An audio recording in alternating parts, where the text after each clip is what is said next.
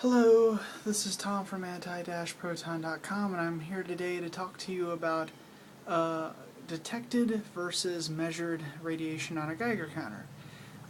Why am I wearing this hat and this funny little set of glasses here? Well, I don't know. Am I more scientific when I do this? Maybe not. Maybe I just look like a moron. That's alright though. I've looked like a moron many times before, see? I even have the stylish jacket and everything goes along with it. It's the full thing. So, that's alright though. Well, I should probably pull the hat off so you don't think I'm a complete and total weirdo. Alright, let's see here and pull the hat off as well. Well, I'm going to tell you today about measured and detected radiation on a Geiger counter. When you measure radiation and when you detect radiation, it has to do with how your Geiger counter was originally calibrated. Let me explain. Let me pull off my jacket.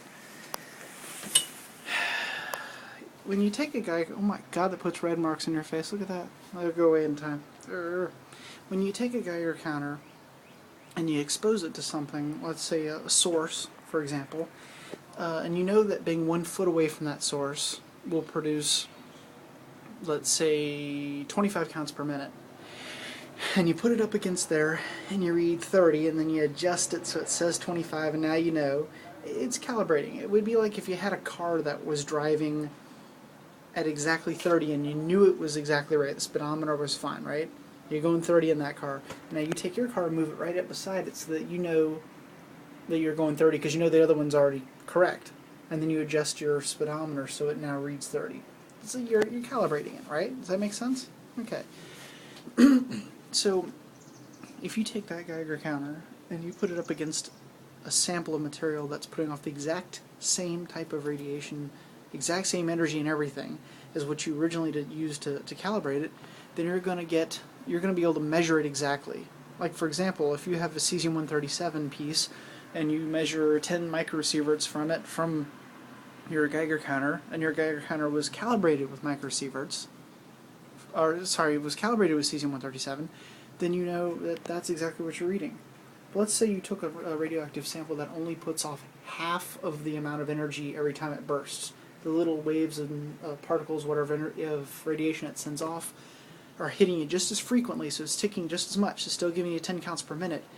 But let's say it's only putting out half the energy. Well, you may not actually be being exposed to 10 or 20 or whatever microsieverts.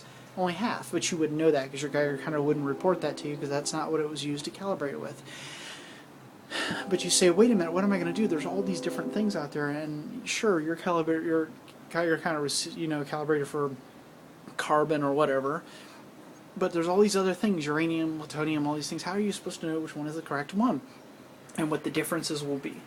Well, you couldn't go walk around memorizing conversion factors, but then that would, of course, mean that you would have to... See, I have the little matching scarf, too, or handkerchief.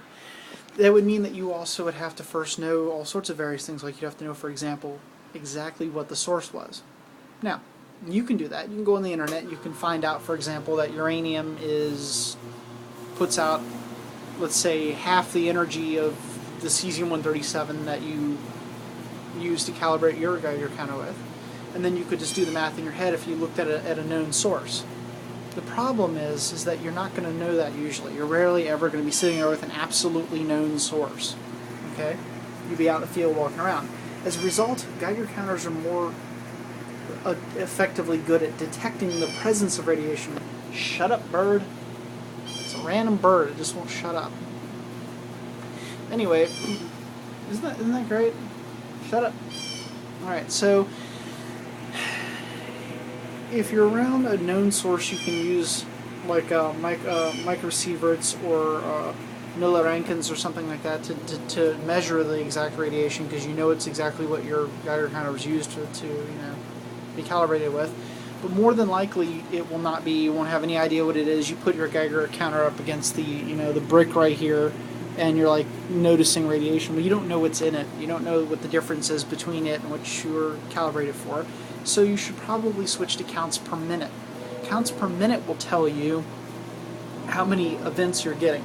And that's actually going to be more accurate for you than sitting around trying to know, for example, if it's exactly putting off X amount of microsieverts, whatever. Now, did that make any sense to you whatsoever? Let's recap.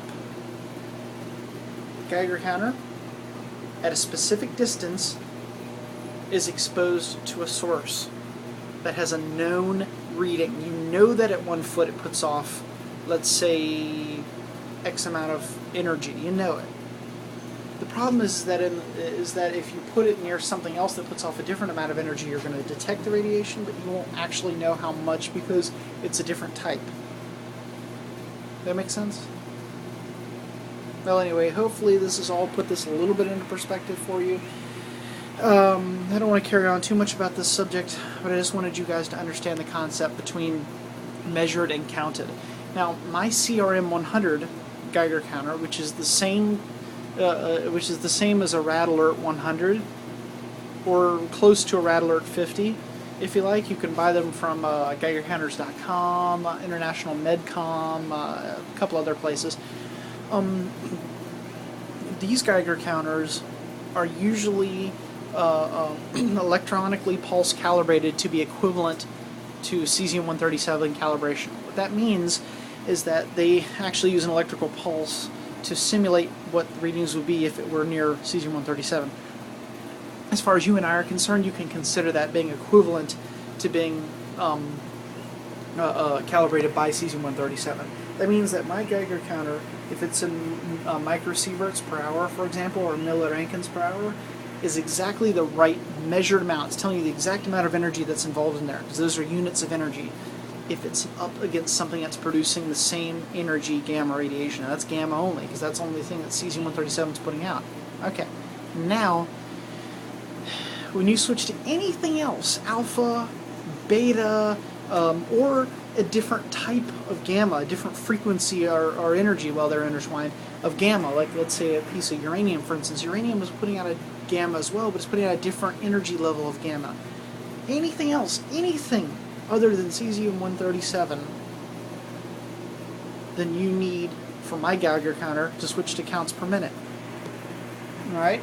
Now, for me, I know the conversion factors in my head, so I don't switch to counts per minute, I just do the math. But for you to switch to counts per minute, it might be easier for you. Or if you do the math, do the math.